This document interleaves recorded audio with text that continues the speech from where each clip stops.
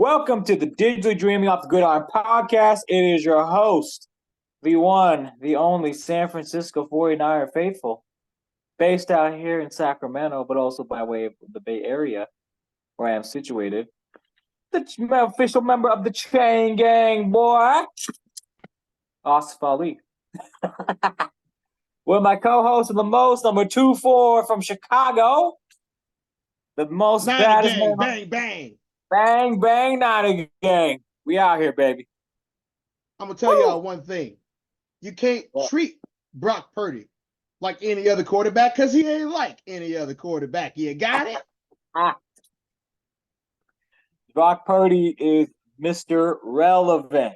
Yesterday, the game which I attended, the absolute greatest game I've ever attended in my life, the NFC Championship game at Levi Stadium against the Detroit Lions, hailing from Cortez's NFC North. The most anticipated NFC matchup of the year, with the Lions' offensive line, with the weapons that they have with Amon Ross St. Brown, with Jared Goff, with Jahmyr Gibbs, of course. You know, I'm going to show we got some love Gibbs. We got some love to Gibbs, right? Number 2-4. We got some love to, And of course, the San Francisco 49ers with none other Mr. Relevant, Brock Purdy, number 2-3, Christian McCaffrey, the Rejoice jersey I wore yesterday. If you guys can see that background photo, you can see the 3. You have number 85, George Kittle. Number 19, Deebo Samuel. Number 11, Brandon Ayuk. Number 71, Trent Williams. Oh, my Lord. Maybe Deebo, one of my favorite players of right now. You already know that because I've been talking about him since last year. We're talking about a roster, boy. Man, please, excuse me if I'm a little turned up, but I mean, I can't help myself, people. I got on all this red today, and it ain't for no Kansas City Chiefs. I'm going to tell you that much. Hell no, it ain't no Chiefs, and we're going to talk about the motherfuckers in the bitch, them sneaky-ass bitches. But first of all, everybody that comes to watch this show, y'all need to do one thing. Y'all need to go ahead and give us a round of applause for calling it the way that it should have been called all season long. Okay? Yeah. Now, my boy over here is a big-time San Francisco 49ers fan. My dad's a big-time fan. I like the team. They're not necessarily my favorite team, but everybody knows how much I like them too. And we've been talking about the intangibles all year long. What happens when you get physical with a team? What happens when you step up? What happens? Man. It's undeniable. It's undeniable. I want to say, from my experiences, because this is not the first NFC title game I've attended. I went to the NFC Championship game back in 2020 for the 2019 season, just like this game in 2024 for the 2023 season, right, against the Green Bay Packers. I obviously went to the divisional round matchup against the Green Bay Packers last week, right? The experience of that game, the first NFC Championship game I went to was very unique because I got to sit right next to George Kittle's family, Nick Bosa's family, John Bosa, Bruce Kittle, Claire Kittle, his mom, and they're very, very kind people. I believe they're Oklahoma, Iowa, types of, Midwestern types of people, who are very, very kind. This time when I went to the game, my seat, I just got the ticket. I'm like, okay, whatever, make my peace with it. Whatever it costs me. I'm not sure when I'm going to come back out here, again. But then the moment I get in, they say, okay, yeah, so you got to walk around all the way to the side of Levi's. And then once you get there, you got to go all the way down to the middle. Okay, let's see what we got out here. So I walked all the way around, all the way through, come back around to my section. I come down. I'm like, man, this shit's a fucking long-ass walk. I ain't never been to this side of the stadium before. And I've been in Levi Stadium since 2015, at least once a game every single year. And then I go down, and then I realize right in front of me, smack dab center, is the Fox Sports pregame booth with Michael Strahan, Jimmy Johnson, Rob Gronkowski, Howie Long, and Terry Bradshaw. And who's standing right next to him? Jerry Rice. Who's standing right next to Jerry? Joe Montana. I mean, then you got Richard Sherman. You got Jalen Rose. You got Birdman, Baby, the rapper, And then you got Brock and the players on the field just doing their thing, warming up. So I'm just basically taking all this in, bro, because I never been this close to the field before. My seats are in section, 140, 134, section 14. And, I'm obviously, I'm standing there, like, right. And then, for 55 minutes, I get to see all these, I was starstruck. I'm not going to lie. I've been a lot of pro athletes in my day. obviously on this podcast, obviously, but I mean, I was just absolutely starstruck because that's my first time actually seeing Jerry Rice and seeing Joe Montana like on the field. Like, you obviously see him settings where they sign autographs, like how I saw John Taylor, almost 2 years ago, year and a half ago. I'm like, wow, I mean, it's so cool, because you see the love and respect they get from faithful. You kind of put two and two together. But I mean, obviously the whole experience, the obviously sitting next to me was my boy Jade. His boys bailed on him, so we basically were just talking. And we had a great time, man. It was just the ebbs and flows of the game. Let's actually get into the game itself because now we're kind of going to get into it. So obviously the Niners came out flat, right? Right. The Lions basically they came blazing. The Lions came out, want to put basically stamp their name on the ground at Levi's. Niners were able to kind of, it was first 7-0, then it was 14-0, then it was 14-7, and then it was 21-7, and then it was 24-7 before halftime. And I'm in my stage chair. Journey comes out, does a halftime show. So, bro, let me ask you, you watching this from home, what did you see from this first half performance from Detroit? You're on mute, bro. Dang it. Well, I'll be honest here, okay? I'm watching the game, and I'm not a Lions fan in the least or the slightest. Mm-hmm. I have great respect for what the Lions are able to accomplish this year. Okay. But I said this weeks ago, and I want you guys to go back and look at what came out of my mouth. I said the Lions are a good team. They're playing like one of the best teams in the NFL. Yep. I said, but my Chicago Bears exposed them not once, but twice this season. And I said that the Chicago Bears have what it takes to show the rest of the league how to beat the Lions. If you notice, the teams that followed that game plan beat them. San Francisco did not follow that game plan in the first half of the game. The Lions out-physicaled them, the Lions outmatched them, and the Lions played better than them in the first half of the game. What happened at halftime is that Shanahan and his boys went to that locker room, they sat down, they all shut up, and they listened, and they said, how do we beat a team that has so many things and so many different phases of the game? And they said, be more physical than them, be a little bit harder than them, play through the whistle, change up the game plan a little bit. And that's exactly what San Francisco did. And as soon as they did it, they scored 31 unanswered points. Yep. 31 unanswered points. Unanswered. You didn't see life out of Detroit until the last 6 minutes of the game. Actually, last 60 seconds. Like they had nothing. They had nothing. Nothing. Like it was over. Like I was watching, I was like, this is a beatdown. This whole the second half was a completely different game that we were watching.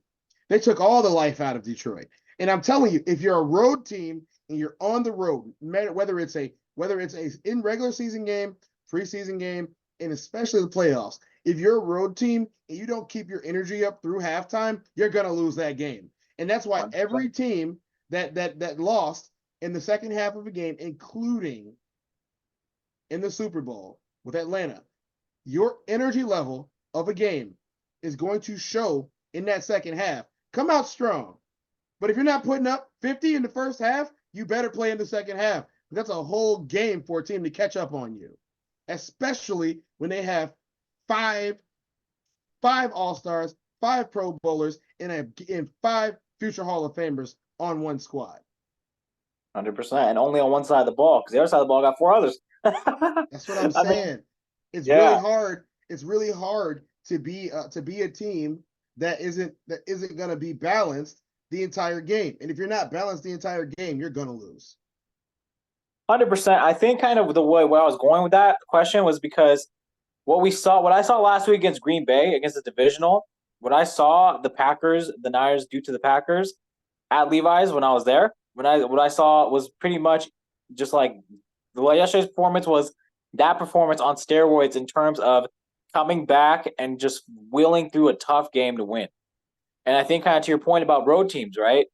If you do not play 100% and you do not have your full focus and attention and you do not try to put your foot on your motherfucking opponent's throats all 4 quarters, to your point, it's going to be a long day. It'll be a long time. Ooh. So what we saw yesterday was pretty much that display. Basically, what the Niners team just came out probably still a little beat up from the Packers game, still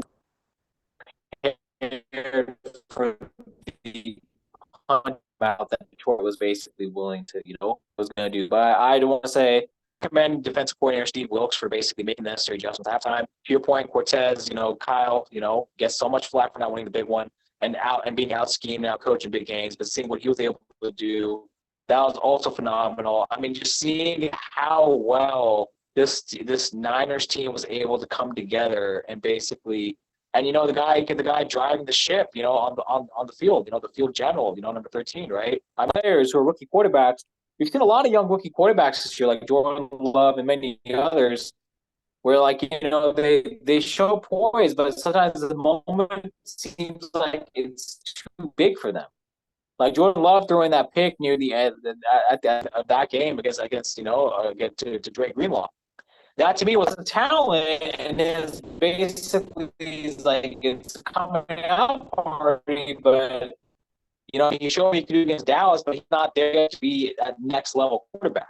Whereas Brock Purdy in his first year, like we talked about on a few weeks ago, basically Brock Purdy was able to, and how well he can basically take the Niners to this next level and basically show how mature. And I guess the best comparison I can think of is Russell Wilson. When Russell Wilson came out, and you remember how good he was his rookie year, he made the Pro Bowl, and then the second year he followed that up by leading the Seahawks to the Super Bowl and winning the championship. Everyone labeled him a game manager, and that's pretty much been the issue with Brock Purdy.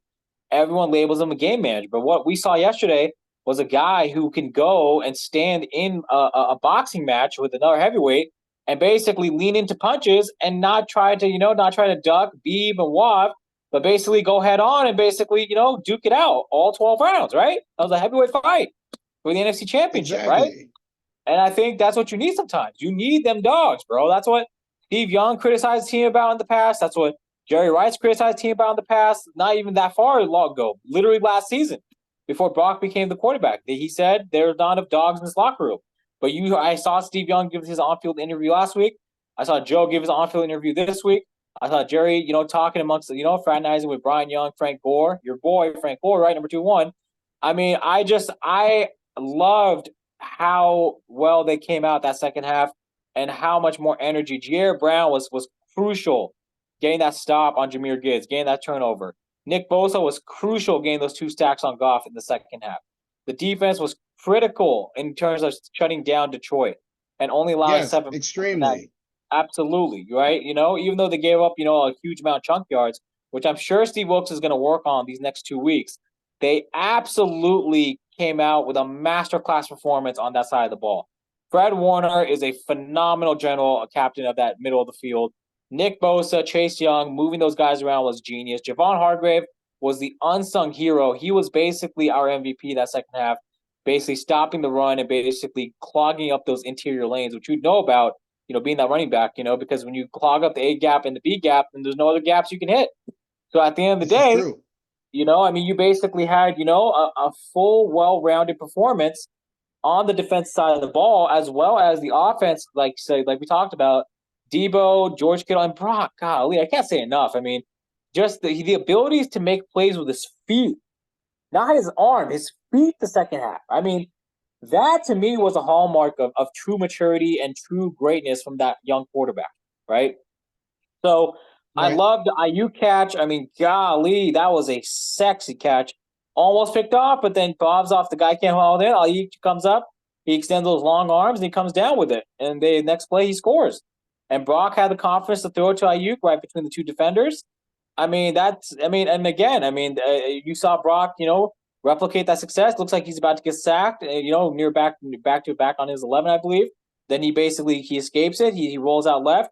He finds Juice, and Juice basically, gets the sideline toe tap, and he gets a first down. I mean, you Debo obviously, I mean George Kittle, I mean. Everyone, Brock was able to get everyone involved in the offense. Christian McCaffrey had his. I mean, I think Jordan Mitchell, if I'm mistaken, had one. If I'm not mistaken, so I mean, bro, this was. I mean, this was the game I needed to see because because the next round, the final, right, I get the Super Bowl, which we're going to talk about in a bit because I do want to talk about the AFC Championship for a little bit before we kind of preview. This game told me this Niners team has will and resolve. They need to clean up, their defense, but outside of that, if they come out guns blazing, get George involved and get Tebow involved, get the ball to playmakers.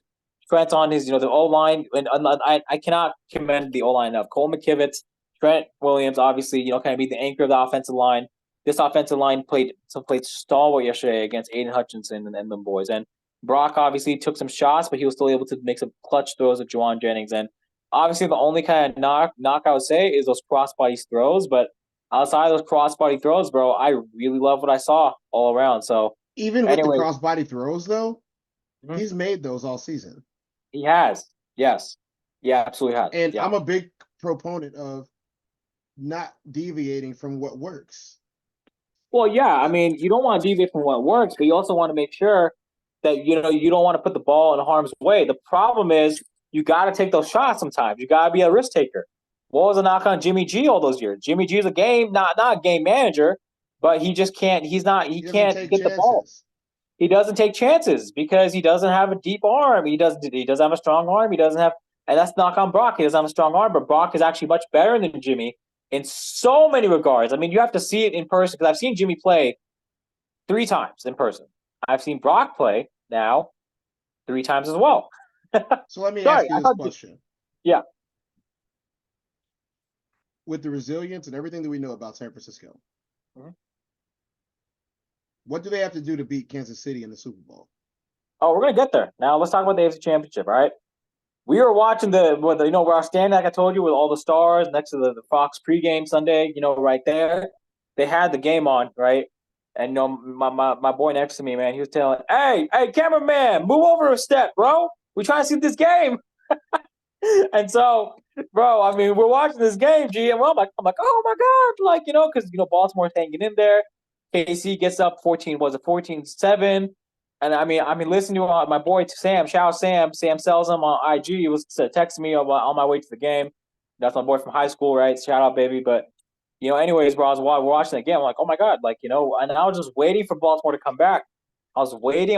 Then Lamar was not able to execute. I mean, they had opportunities, and Lamar basically just shit the bed. I'm sorry to say, that's what he did.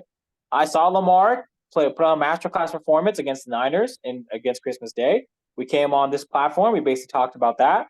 You basically said to yourself that, if they see each other again, it'll be a different story. Well, now we don't have to worry about that because now we get to play the GOAT of this generation, Patrick Mahomes, right, who basically went out there. And, the real true hero of that AFC Championship is the defense. You can't see the Chiefs. I mean, they had 4 sacks, two turnovers, 2 picks. I mean, this defense is for real. And I checked it this morning. They are second league in scoring. They're the second scoring defense, I believe, behind Baltimore or Cleveland, and then number 3 is San Francisco. Okay, so I mean, we're talking about this. These are we talk about heavyweights. Now we're talking about the true heavyweights, right? We saw Kansas City and San Francisco match up, but before we do that, I want to say one more thing about the AFC Championship game. I really thought that Zay Flowers and Lamar Jackson were not on key, and when the receiver is losing faith in his quarterback, and you visibly see his body language, you see Odell Beckham, who's basically now having to be a veteran, step in and console Lamar and console Zay on the sideline. That to me is a hallmark of a team that's not ready to get to the next level. And you saw that against a veteran dynasty team like Kansas City yesterday. So I don't want to sound like I'm condemning Baltimore. But I'm going to say this in the best way that I can. Okay. I have played in so many football games. Costa Rica. Yeah, bro. Costa Rica was. Fun. I got what, 9 days before I gotta go again? Shout out Gonzalo. If you're watching 9 this, baby, days. shout I out leave the. Gonzalo. I'll be there in 9 days. That's my So boy out there. That's my boy out there from Costa Rica. He was asking me if the pod's dropping today. I told him, yeah. I was actually not going to do it today, but then yeah, Gonzalo, shout yeah. out, baby. Are you busy? Like, do you have? Well, are you going to the Super Bowl or are you gonna watch it from home? I can't answer that question. Okay, so if you don't go to the Super Bowl, feel free to host a solo cast while my game's going on because my game starts at 2. Okay, so your game's going to be a few hours beforehand. Yeah, my game's before the Super Bowl. That's what's up. That's The what's two up. biggest games in the world are being played on the same day. So, Yeah. so the two biggest games in the world are being played on the same day. I believe we're the only two games on that day across the world. Mhm. I think everybody else is off. Mhm. Overseas is off. I know that for a fact. All the overseas teams are off.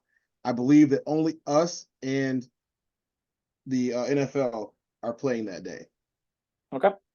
If we play at 2, they play, I believe, at 6. Okay. Sounds good, bro. So if you have an opportunity to not to just watch the game, but you can do a side-by-side cast of you and the game commentating because the so they don't use English commentary. Oh, they don't.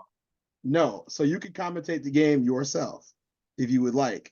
I Okay. thought about doing this, but I'm like, I'll be in the game, so it's going to be impossible for me to commentate. Okay. Okay. But that being said, I've been in a lot of football games, hundreds Uh-huh. over the last 25 years, Mm-hmm. hundreds of football USA games, Football International. and Getting your ass whooped on the Chicago Falcons. No.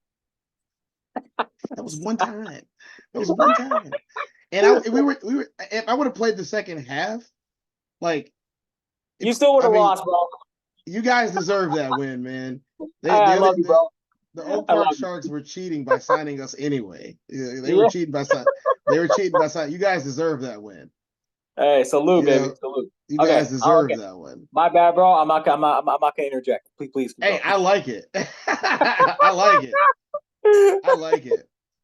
But yeah, I played in a lot of games, and sometimes the officiating is not on your side, Oh, and it 100%. just seems that everything that you do is going to be negatively flagged, and you're going to have a shorter leash. Sometimes that comes from the coaching staff being too chippy. Sometimes that comes from the players having a little bit too much edge on them. Sometimes that just comes from the referees just being the way they are. Yep. And I got to tell you, if you get caught up in a team like if you get caught up in a team like the Ravens did with the officiating, you can't beat 12. Yeah. Yeah. No, you can't be 15. You can't be 15. But 15 if you count them all, yeah. You right. can't I beat mean, it. You can't beat that. no, you can't. But I want to also say, I think Lamar just blew it. I just But thought, where I was going with that is this. Mhm. You can't put it in your head that you're playing 15. You got to Mhm. put it in your head that I have to be better because they're not going to help me. Right. So on that pass where it should have been called pass interference twice, that was Mhm. less the referee's fault for not calling it Mhm. and more Lamar Jackson's fault for throwing into triple coverage. Right. Right. Now, yeah, we know Aaron Rodgers has gotten that call.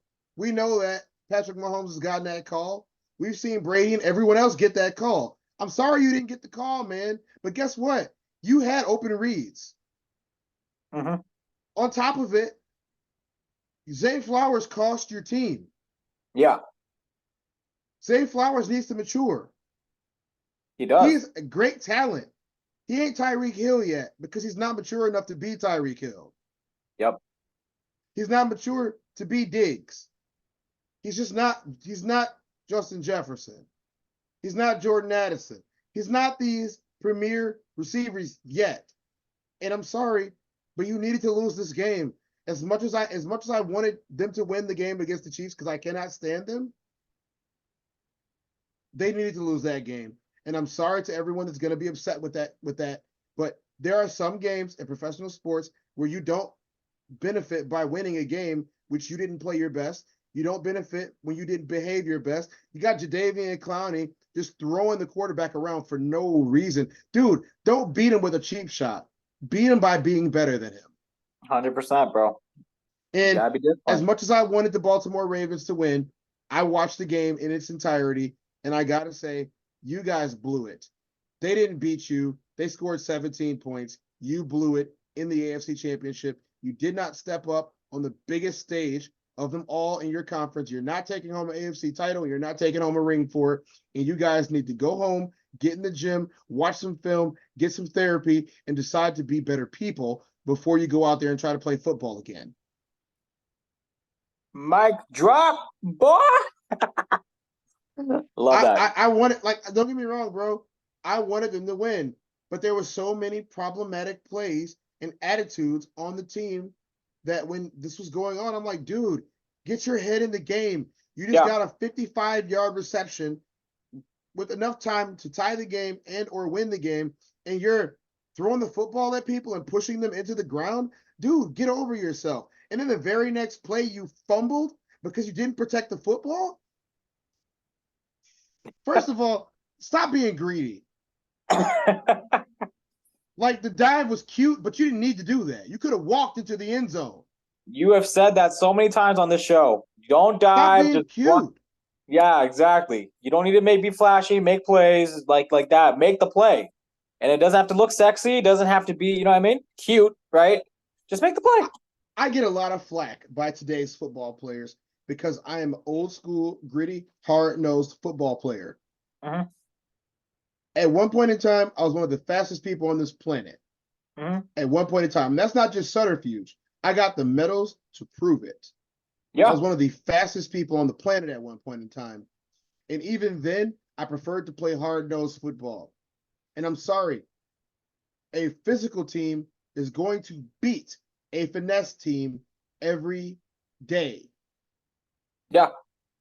Well, and I think kind of, a team that is more disciplined, to your point, like a Kansas City Chiefs team, who's been there, done that. They have so much equity. That's what I keep hearing in national media. Oh my God, they have Patrick Mahomes, so much equity. Yeah, I mean they do have equity. I mean, fuck them. We're going to talk about them in a bit, but they do. I mean, yeah, but they do, and a team like Baltimore, this is their first time ever making the AFC Championship game under Lamar Jackson and John Harbaugh. I mean, it's Lamar Jackson's only 26 years old. I mean, yeah, of course he's a two-time MVP. He's going to win MVP this year too, but he's 26 years old. I mean, you got to put that in new context. Like, yeah, I mean, and obviously Patrick Mahomes is only 28, but at the same time, Patrick Mahomes came in and he's just on another level. But Lamar Jackson, I mean, he still has many years ahead of him, and I mean, I don't like the Ravens because of the fact that they've been kind of mollywhopping the Niners over the last kind of since the millennium, but I really am happy that okay, now we're gonna talk about it. I really am happy. Sorry, one more thing. I want to transition back to the NFC Championship game. You mentioned blew it, right? Did you think Dan Campbell blew it by going for it on fourth down and not taking those 2 field goals? Because that seems to be the hottest topic today on sports media. About Dan Campbell? By Dan Campbell not going for it on fourth down. No, by going for it on fourth down and not taking the points in those situations. Those 4th and 2. Yep.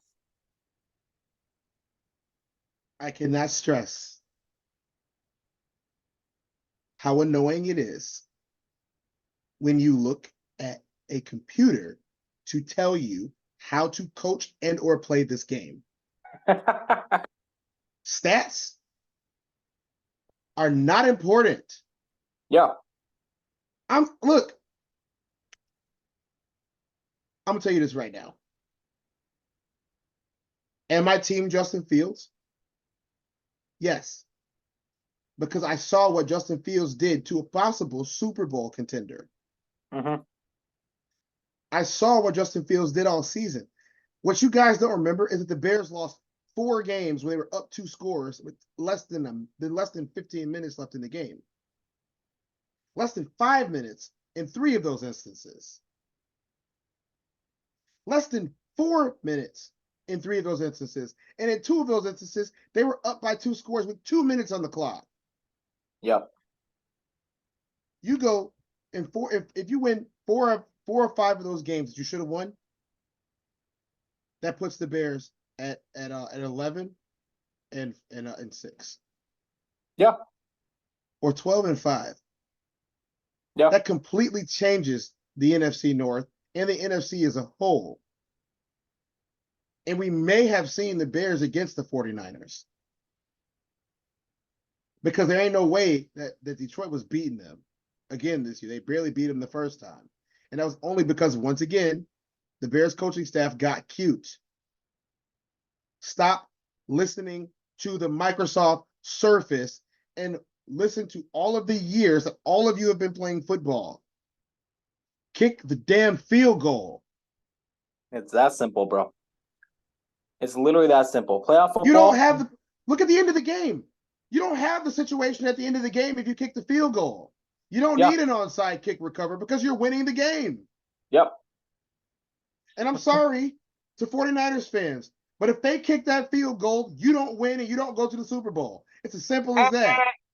Maybe. Because there would have been no time to do so. And it's nothing against the 49ers because the 49ers played football the right way the whole second half. They did not worry about the score. They went out every drive to play their game. Mm-hmm. They forgot about the score. You didn't see a single 49ers player looking at the clock. You didn't see a single 49ers player looking at the score. They went out there. Their heads were down. They were focused. They knew what they had to do. And that's why they're in the Super Bowl. But you're right, though. I mean, I do actually agree. I'm just, I'm fucking with you on today. I gotta be a homer. You know how I am with the Bears and the Patriots and the Bucks. So I got to be. I got you. No, but you're right. If the Lions kick those field goals, you only have 22 minutes left for Brock Purdy to work his magic. Now, that's not saying that he can't do it because 6 points, 3 possessions before half, going up 27-10 instead of going up 24-10. Sorry, 27-17. Sorry, 27-7. I'm so my bad. 27-7 before half, 24-7. 20 points. Right?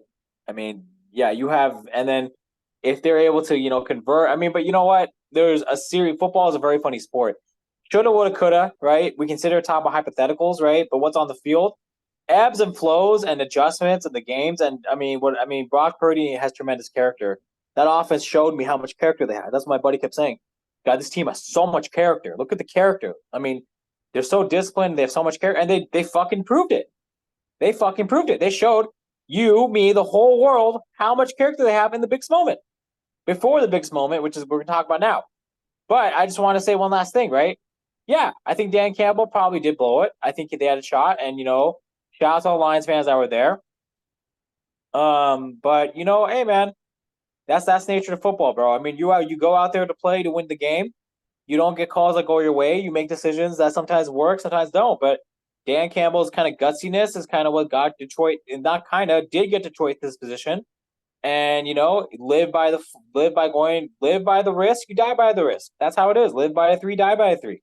Certain principles and certain kind of old habits, they die hard, and that's what exactly happened to Dan and the Detroit Lions. But congrats on a great season. I really enjoyed meeting all you Detroit Lions fans, especially one sitting behind me who almost took these chains because he took off his shirt near the end. I really enjoyed meeting y'all. So I mean, look, I think that Detroit's gonna be fine. Mm-hmm. I think they're building a winning culture there. Yep. Yeah, you didn't get there on your first try. Yep. Cry about it. Yeah. San Francisco didn't get there in their first try either. Yeah. They're not crying about it. 100%. They put their heads down. When they got beat a couple times, when people got hurt, they all said, hey, we're going to the Super Bowl. One thing I do like about Justin Fields is every time he gets on that microphone, he talks about what he could have done better, and he talks about what the team could have done better. And as a leader, you have to be able to critique not just yourself, but also your team. And I think that if both Baltimore and Detroit does that, then they will have another shot at getting there. And does that mean that they're going to get there next year? Doesn't. It means that they'll have another shot at getting there. It means they'll play their season with purpose. They'll play their season with meanings. Bears won 5 of their last 7. Can't be upset about that. Can't be upset about Justin Fields doing his thing. Can't be upset about Lamar Jackson going off this year. He'll probably be the MVP. I think that C-Mac or Purdy should probably get it, but they'll probably give it to Lamar. Lamar. Yeah. They'll probably Right. give it to him. I think that C-Mac or Purdy will probably be the Super Bowl MVP, depending on which one of them performs at their best. But at the end of the day, like we said, man, it's football. There's going to be a winner. There's going to be a loser, and stay healthy and get another shot. Campbell knows what he's got to do. I bet he kicks those field goals next year. Maybe not. Because I think his stubbornness and his willingness to go for it is what defines him as a coach. But let's kind of talk about like what you just because you asked me that question about do I think. So ask me that question again about the next game, the last game of the year. Ask me the question again. Do you about what I said about the 49ers? Yeah, the question. Okay, I'll say it. Do I think the 49ers can take on the Kansas City Chiefs and beat the Dynasty Chiefs? Oh, I'm going to put this in there before you answer. My answer is very simple. Yes. And the Kansas City Chiefs better score more than 17 points because they're going to need a lot more than that to beat the 49ers. Right. And we're looking at it. This game needs to be a shootout. And if it's not, we're going to see the Chiefs go down hard. Yeah.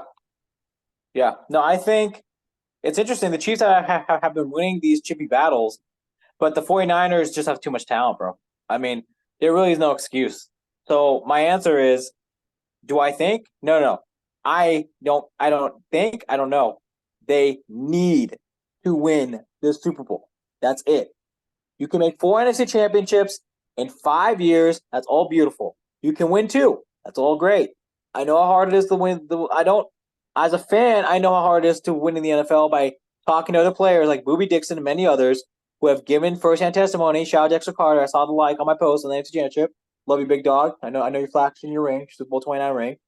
But with all that said, you play to win the game. You don't make these moves to get Christian McCaffrey. You don't make the move to get Chase Young. You don't make the moves to sign Trent Williams right after you lose to the Chiefs. You have been the last 4 years of reeling from that Super Bowl loss have been to build for this exact moment. Do I think the Niners can beat the Chiefs? Absolutely. I agree with you. But do I think that, to your point, chippy battle favors them? I think it probably does favor us or the Chiefs a little bit because Patrick Mahomes in the playoffs has been playing great. So, and both defenses are good. Chiefs are maybe a little bit better defensively, but then again, that could be debated. But I mean, the stats say otherwise. But I'm just going by stats. I mean, the Chiefs are in the AFC, and I want to think that the AFC was a lot weaker than the NFC this year. Yeah. No, AFC was actually interesting. AFC actually looked a little tougher, but then in the actual postseason, Kansas City just kind of handled their business. And I mean, it's kind of interesting because the narrative about Chiefs not being able to win a road game, they won 2. They actually, So, I mean, but yeah, to your point. I mean, the Bills are going to wet the bed because that's what the Bills do. Yeah, absolutely. That's what the Bills do. They had a favorable matchup against the Bills. Mm-hmm. Everybody was saying it wasn't a favorable matchup, but yeah, it was. I said this. Yeah. I asked the question, where's the game at? Buffalo. Okay, it didn't really make a difference because they look, man, if I kick your butt every time I see you, am I going to be afraid to play you anywhere? Oh my God, man! No, you're on the money. So you're right. AFC, Fool's Gold, NFC, Niners, baby. I love that. Okay, let's do this. What we did this 7 weeks ago. We're gonna do it again. Everybody ready? Let's get on the bus. All right, we're gonna go back and let's go back in the Wayback Machine and act like that it's week 11 again, or we're getting ready for week 11. Okay, and we're gonna say it. Let's start with number 1. My Chicago Bears. Very dangerous team, ready to come up defensively, quickly rising. They put up the most turnovers on defense in the last few weeks for any team in America. So the Bears defense on the rise. Bears offense on the rise. They're getting Justin Fields back. And Justin Fields has shown that he can lead the team. Let's hope the Bears can finish the game with that piss poor coaching staff. All right. Well, guess what? They've already fixed the coaching staff for some parts of it. They've hired a guy that's used to working with quarterbacks that other people can't work with. You see what he did in Seattle. They did great. I don't care what anybody says about Seattle. They did great for what they have. They lost a bunch of players, and they still made it work. let's keep going. Let's talk about the Detroit Lions. The Detroit Lions are a team that's historically been terrible. Terrible. The ass juice of football. Okay? But they have shown that they can be one of the best teams, if not the best team in football, week in and week out by consistent gameplay. They have a problem against division opponents, but let's face the facts here. If you're in the NFC North, you got to deal with the Chicago Bears, the Green Bay fucking Fudge Packers. You have to deal with the Minnesota Vikings, and you have the Detroit Lions. You don't have an easy division to play in, and you got to play all of these teams no less than 6 times. That is a third of your schedule. Okay, you have so no matter what, you're going against some of the toughest teams to deal with. Let's talk about Minnesota. You lost Cousins, but you know what? The rest of your team is actually solid and sound. Cousins comes back next year. We're going to go to San Francisco now. Probably the best team in football over the last 3 years, and they have proved it with not one quarterback, not 2 quarterbacks, but 3 different quarterbacks, 4 different quarterbacks, if you count that backup that was in for a little bit. And they went out there and they won games consistently and convincingly every single time.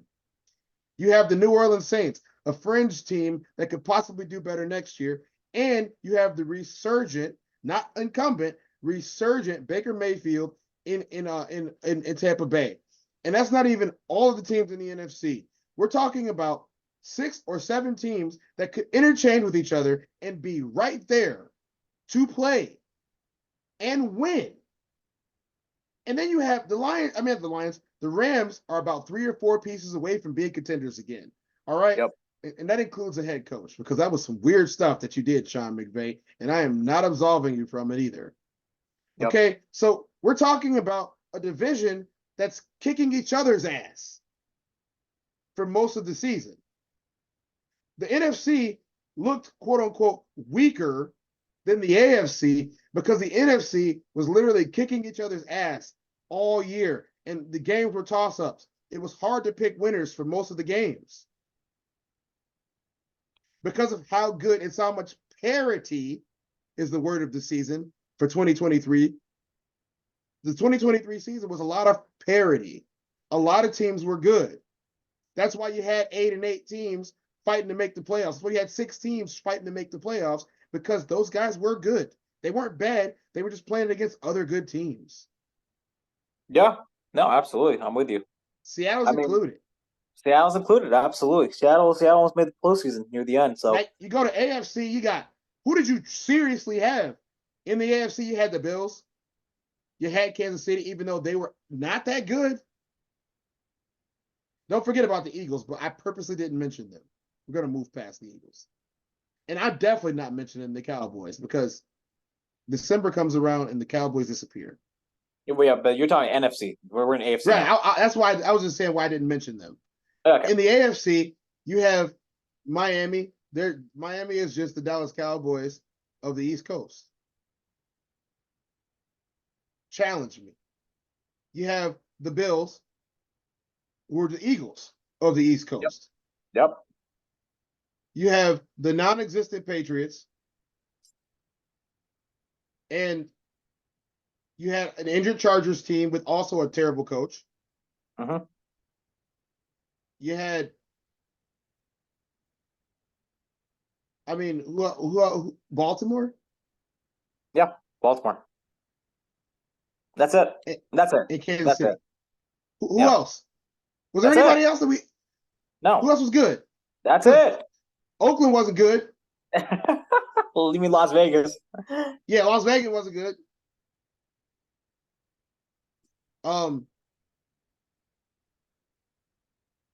The Jets, the Giants, they're in the NFC.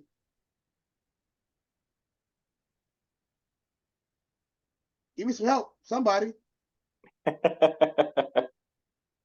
No, 100%, bro. The Jaguars, bro. No, we good. We good. No, you made your point. The NFC was way better than the AFC this year. Absolutely. The reason and the 49ers dominated the NFC. Yep. Did they not? Brock Purdy, I saw a stat today from Emmanuel Acho. Brock Purdy is the only quarterback. Well, not the only, but yes, he is. Well, yes, he's the only NFC quarterback to have beaten all the NFC playoff teams in either the regular or postseason. So, if that's not dominating, and he's a game manager, then I don't know what to tell you. I am so tired of people penalizing players for having other good players that play together well on their team. That's what you're supposed to do in the sport. Play Yes. good with your teammates. And if you don't play good with your teammates, then you probably shouldn't be in the sport. That's just how it works. There's been plenty of guys who are excellent players by themselves, and guess what they won? Nothing. Barry Sanders, what did you win? Oh, I saw him also, by the way. I saw him. I saw him yesterday. He was there. He was there. The I man. loved Barry Sanders. I love Barry Sanders. Well, you obviously love more than me because you know the position. The greatest. The Yeah, greatest. Barry Sanders, Bo Jackson. What did those guys win, though? I mean, you know, and to your point, Joe Montana needed Jerry Rice. Steve Young needed Jerry Rice. Tom Brady needed Julian Edelman and Rob Gronkowski. Peyton Manning needed.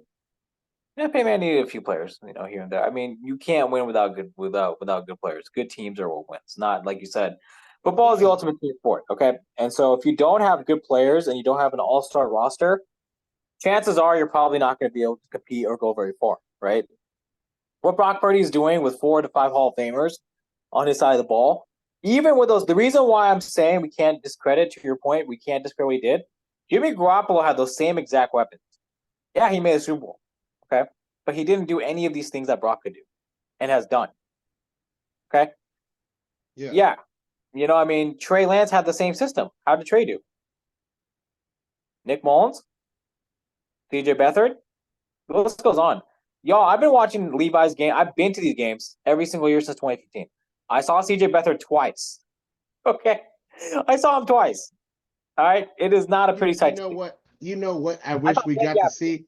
I yeah. wish we got to see the game in Candlestick Park. But you know what? This place doesn't exist anymore. Yeah, it doesn't exist anymore, but the memories remain because if you walk around, I was watching a documentary on Candlestick the other day, and this guy went out there, and dude, there ain't nothing there except for like the entrance gates. They tore down everything except for the entrance gates and like one parking lot stand. yeah, that's how it is. So let's actually talk about now kind of the actual game itself, Super Bowl preview, because I want to talk about it. I think the Niners, like I said, low scoring. If it's low scoring, which I agree with, Niners can definitely make it their game. I just think, you know, the offense of the Niners, to your point, it can be very high scoring. The Niners defense needs to just tighten up a little bit. And to your point, you know, I think, you know, as long as the Niners are able to kind of ball them up, the secondary can do their job against those Chiefs receivers who have actually looked much better this postseason.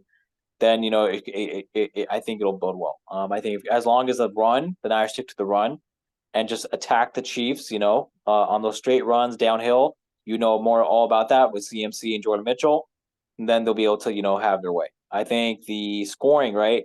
Niners do definitely need to get points on the board early against Chris Jones and them, L'Jarius Sneeds and all those boys, and then it'll be their game. You know, I'm not going to sit here and say I'm not confident. I'm just saying that, you know, until I actually see it, because we're waiting 30 fucking years for this shit. You know, I'm gonna keep shaking this chain. Hell yeah. Okay. But I'm saying that, you know, I really think that this is their best opportunity to win. If this year, boom or bust. Yeah, Jimmy Garoppolo made it, and, you know, we all had hope, but Jimmy was never that good that year. Come on. I mean, yeah, Colin Kaepernick had a phenomenal 2012 season, but, I mean, come on. Colin Kaepernick with Joe Flacco had 11 touchdowns that postseason. I mean, Joe Flacco was already setting record numbers during that year, and Joe Flacco you're seeing it now. You know, that type of quarterback play, it lasts. Traditions, to your point about old school, that lasts, right? So if the Niners get out early and the Niners can basically stop the Chiefs. Now, if the Chiefs get out early on the side, you know, the Niners do have the opportunity or do have the potential to come back. However, Niners are going to have to make sure that they do it against that number 2 ranked scoring defense in Kansas City. So, I mean, these are things to consider, but I do think Niners, but Patrick Mahomes has not looked that good this postseason. So, as much as pundits say he's looked great, I really think the Niners can take advantage of this game, and I really think they'll take advantage of that matchup, and I think the Niners are going to win. I'm going to go 27-21 Niners. So, I'm going to be a little bit meaner than you are. I'm going to go 34-17 Niners. ooh. And I'm going to tell you how you do this. I'm going to tell you how the game's going to go, in my opinion. Mm-hmm. I say that the Chiefs score on their first drive 7-0. Yep. I say that the 49ers go down and they kick a field goal, make it 7-3. Mm-hmm. the Chiefs get the ball back and they kick a field goal. Now it's 10-3. I think that the 49ers go 3 and out. Okay. And then I think Travis Kelce catches a touchdown pass after a long deep bomb from Brandon Ayuk. No, my bad. I think after Mahomes throws a deep bomb to one of his receivers, and then that makes it 17-3. Okay. I think that the next play we go into halftime at 17-10 Kansas. Okay. I think the 49ers get the ball back. They score immediately at halftime, 17-17. The Chiefs get the ball after that. Interception. 49ers take it back. 6 points. Now it's 24-17. The Chiefs go all the way down again. Pacheco fumbles. 49ers pick it up. Purdy does his thing. C-Mac runs it in to make it 31-17. And I think they close out the game with a field goal, make it 34-17. And the 49ers win the Super Bowl. Love it. Love it. I hope the prediction's right, bro. I just think that Travis Kelce is going to have less than 10 catches. And I think he'll catch a touchdown pass and the internet will go crazy. And then, they'll show Taylor Swift again. And then at the end of the game, they'll show her crying for her beau. And then she breaks up with him in 2 weeks. Yeah, that's what people are saying. Fixes in for the Swifty Bowl. So, but yeah, I'm very happy for this for the Niners to get this opportunity because I really think Kansas City is a much better matchup than Baltimore. I don't care how you Kansas City split. is a way better. Look, if Baltimore would have played like Baltimore plays, then we would have another rematch.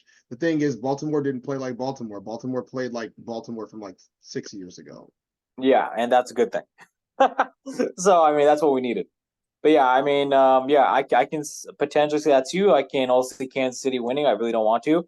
I want to say this about Chiefs fans. Some of y'all are really classy, but some of y'all who are talking your shit on Facebook, I'm keeping the receipts, bro. I'm keeping all the receipts, all right? So I'm going to come back in 2 weeks, all right? Dude, Win or lose. I'm going to tell you straight up. If I'm going to be sore, I'm going to be tired, and my feet are going to be hurting. Hell yeah. And I'll be out the country, and I will be if hell freezes over and the Chiefs have a commanding lead with a few minutes left on the clock, not only will I turn the game off because it'll be in Spanish where I'm at. Not that I don't speak it, it's just that I don't like watching the Spanish broadcast of the games.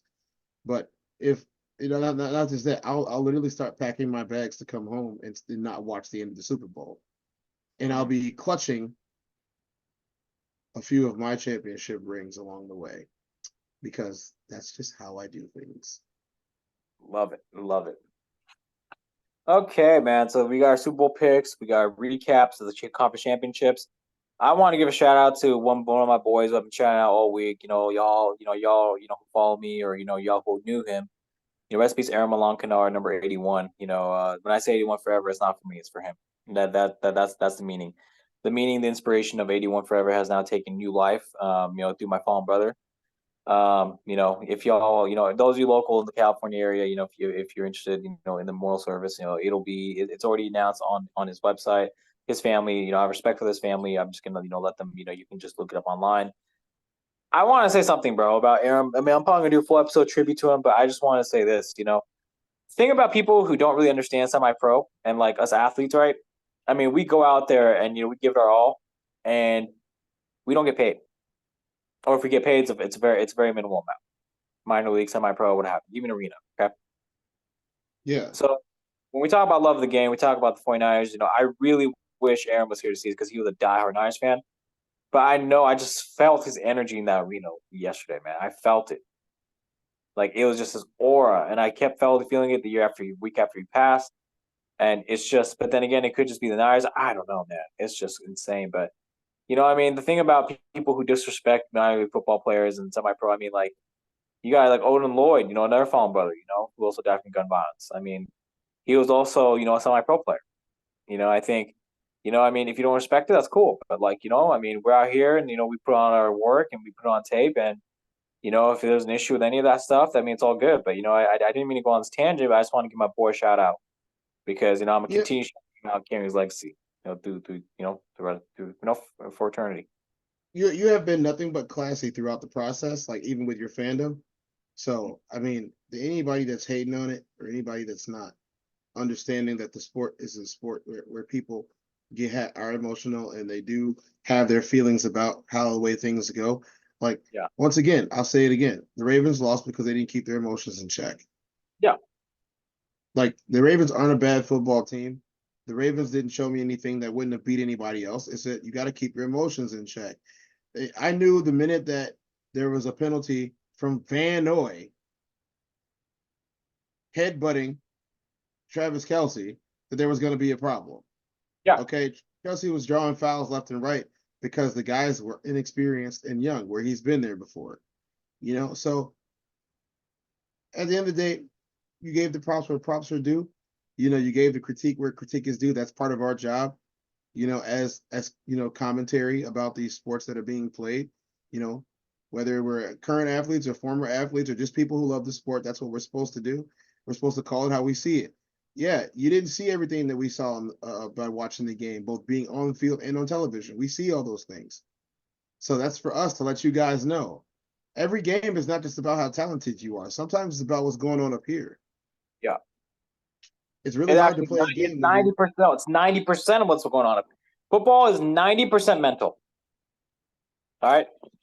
Football is 90% mental, and for those of you who don't understand that, you gotta get coached up, and you gotta, get out there, and then you understand why. Because mental mistakes are what lead to actual in-game mistakes.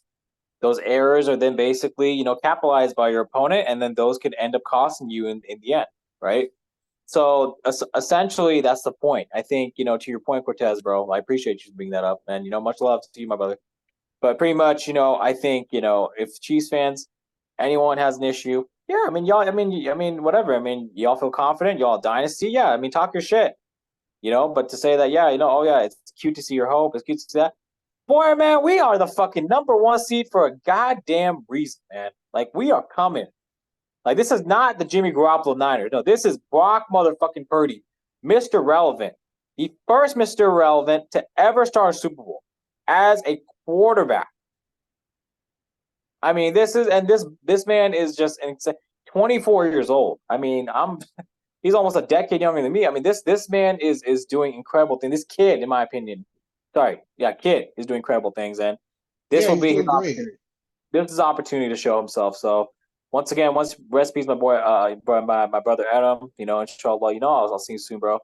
And yeah, man, it's just it's incredible because Adam, he was actually able to find Islam around the time we met, and it was beautiful to see his transformation and how much passion he had, and I hope I can carry that with me. So before we close out the episode, I want to talk about the Royal Rumble because I see your We the One shirt. There's a lot of different storylines. I really love the finish of Cody winning again. I really think they're going to go with Cody being Roman. Obviously, The Rock came back. We talked about that. I think CM Punk being the last eliminated participant, that probably bodes well for him too. He could probably do a program with Seth, probably take the belt from him. That'll probably make some money. The ones Royal Rumble was pretty good too. Bailey winning was probably kind of surprising, honestly, but yeah, and then obviously, the Royal Rumble retaining and Fatal 4-Way, and obviously Logan Paul retaining. Nothing too unexpected. Pretty good, solid event. What stood out for you for the Royal Rumble, and what are your predictions for WrestleMania? Let me look at this real quick. So we both know that Braun Breaker took Brock Lesnar's spot in the Royal Rumble because of the ongoing legal battle and allegations that have recently made last week on Thursday. Uh-huh. I don't want to talk about that because it's none of my damn business. No, yeah. And when stuff comes out, then we'll do our due diligence as people who talk about these things. I don't want to call us reporters. That's not what we are. No, fuck that. I ain't no fucking reporter.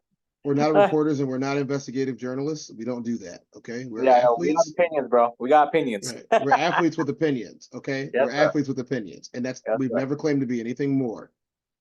I will say I'm going to think that Braun Breaker is going to make a move to the main roster because he looked great.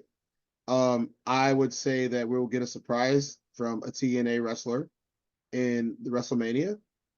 Because of the working relationship with WWE and TNA, which I think is wonderful. Much better than the Forbidden Door stuff that we saw. So I'm just keeping it real. I think that we're gonna see some shenanigans at WrestleMania with the women's titles, both of them. I don't think Rhea Ripley loses. I think she does. You know why? Because I think Jade Cargill. They're gonna, because you saw the Bianca and Jade kind of, that little kind of double pressing is a spot. I think they're gonna make Bianca and Bailey or something like that. They're gonna get Bianca in the mix for one. I think Jay's gonna win the other. I think Jay's gonna be the one Oh, to. Bianca will be in the mix for one of the titles.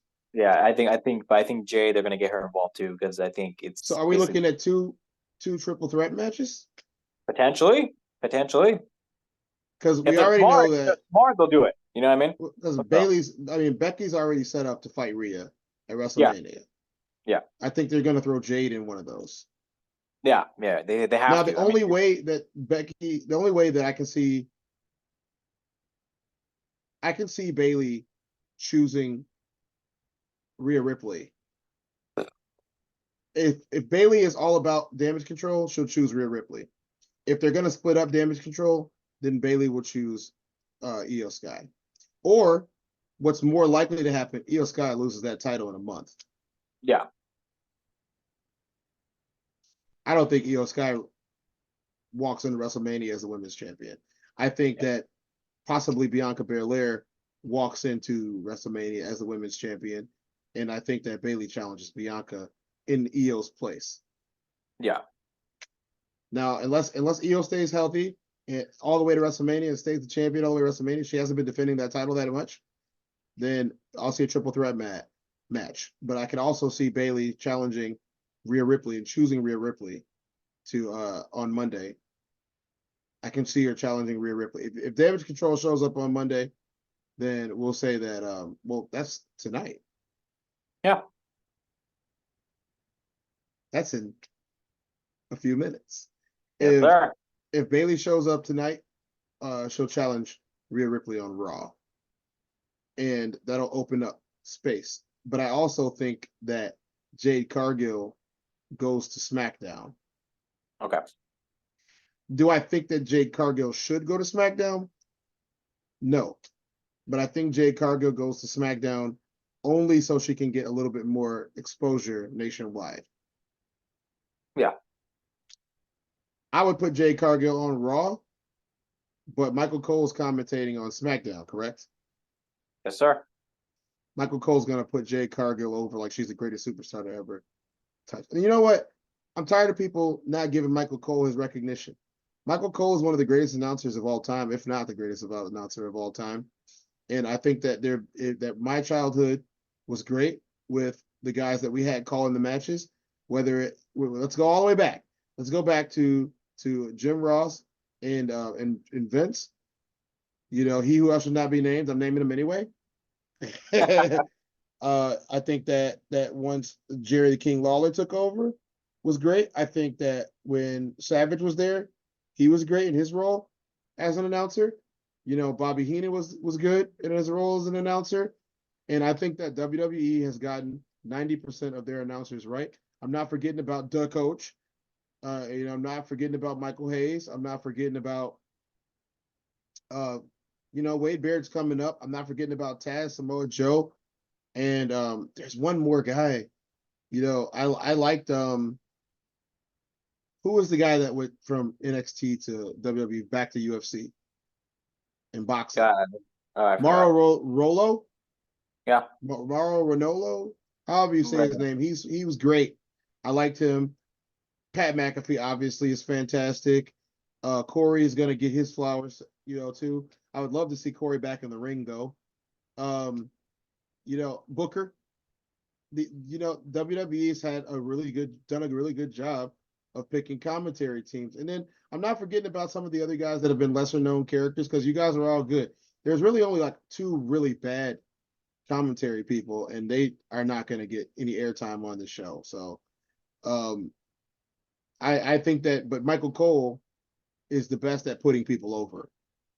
Yeah. And I think that without Michael Cole, some of the most iconic moments in sports entertainment history never would have happened because he wouldn't have been there to put them over. And I think that wherever Michael Cole is commentating at, that's where they should send Jade Cargill because he did such a good job of putting Jade Cargill over. And he did a really good job of putting over, Miss Mama Pump, Jordan Grace. And I know a lot of you don't like Jordan Grace, but you guys didn't follow Jordan Grace for the last like 7 years, like I did. She's awesome. Okay. She's annoying sometimes, but who isn't? Yes, sir. Even our tribal queef is annoying sometimes, but I can get down with some Jordan Grace. I would hope that she would tone down a little bit on the pump stuff though. That's just my opinion. I don't think she needs to do all that to get over in WWE. I think that in TNA she needs to do that, but I think that in WWE we would love to see more of the cute Jordan Grace, like cute but strong. Like I think that a lot of women wrestlers in WWE get over by being cute but also very strong. I mean, even if they're not very strong, they can play the part. Look at Alexa Bliss. Yeah, absolutely. Oh, I need to ask you, dude. Should WWE give up on Liv Morgan yet? I mean, I don't care at this point. I mean, if they keep her, great. If she wants to go, because the ball's really in her court at this point. It's not really. I mean, I read all the reports. I mean, she really has the latitude if she wants to stay or if she wants to go. It's her decision. I mean, if she Is wants, there anybody from that faction that actually panned out? I don't know. What were they called again? I The forgot Riot Squad? something. I Ruby mean, Riot, Liv Morgan, and Sarah Logan? yeah, Sarah definitely didn't pan out, but Liv definitely, made. Valhalla lasted for what, 8 seconds in the Rumble? Yeah, she did, and I mean, Eric and Ivar, they're doing what they can do, but I mean, it's interesting. I mean, I really Ivar like was awesome. Ivar is awesome. Yeah, it's Ivar interesting. was awesome, bro. Yeah, yeah, absolutely. It's really interesting to see kind of how these guys are kind of taking it, moving around and doing these types of things, But anyways, I just think, I mean, whatever works for best for Liv is whatever decisions you can make. So, but I think that kind of wraps it up. I think this was a great episode. Y'all got our picks. Speaking of the tribal chief, Roman Reigns, you were right. 49ers was his number 1 pick. Chiefs was number 2. I mean, hey man, we out here. Oh, and, was I right about Roman Reigns? yes, you were. I think my favorite spot, though, of the entire men's match was yeet. No, Yeah. yeet. Bro, they're Yeet gonna make and Jimmy. no They're gonna yeet. make Jimmy. Like, They're gonna make that, bro. That's gonna be one of the matches on WrestleMania. It may not be main event, right? But Jimmy versus Jay, that's money. I mean, everyone wants to see you Yeet can't versus Roman. miss.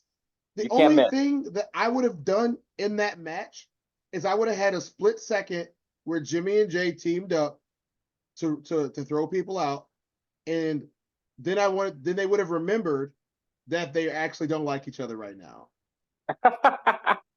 Yeah, I that would would have have been great. I would have liked for them to do that, but this Rumble was strictly faces versus heels. Right. That should I have been mean, the name of this Rumble. yeah. I mean, that's how it is. So, but yeah, bro. Anyways, no. So y'all got our picks. We both got the Niners. You got a recap for the NFC Championship game, AFC Championship. You got our picks for the Super Bowl. Niners and Chiefs. Niners over Chiefs. You got the Royal Rumble recap. You got basically got the WrestleMania preview. And One more thing. all right. CM Punk Yes. versus Cody Rhodes. That was fantastic. Oh, that's what I'm saying. No, I'm saying that's long-term storytelling. They're gonna make Cody win the belt, finish the story, and then his first line will be none other than the best in the world. So that's what I honestly, if Rollins is healthy, CM Punk takes that belt from Rollins. Mm-hmm.